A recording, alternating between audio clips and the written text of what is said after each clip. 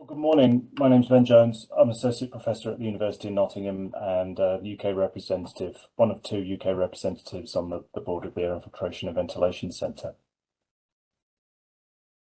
So this webinar is entitled Alternative Methods to Evaluate Airtightness. And the premise is that a pressurization test with a blower door fan is the most widely accepted and used method to evaluate the airtightness of buildings, but it has some drawbacks. So despite being around for around 40 years, alternative methods have been or are being developed, and we're going to talk about three of them today. The first is the pulse technique, which is a dynamic measurement of a building air leakage at low pressure.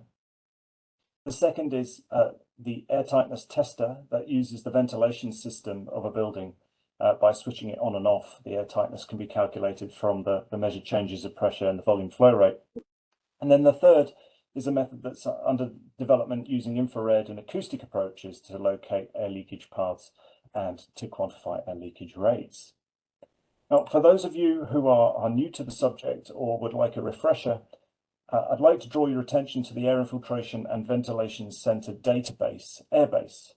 If you go to the AIVC's website, which is aivc.org, or you can use these QR codes here. For TightVent, which is an affiliate organisation, there are a wealth of frequently asked questions which include: what is building airtightness? What is infiltration and exfiltration? How is the building airtightness quantified?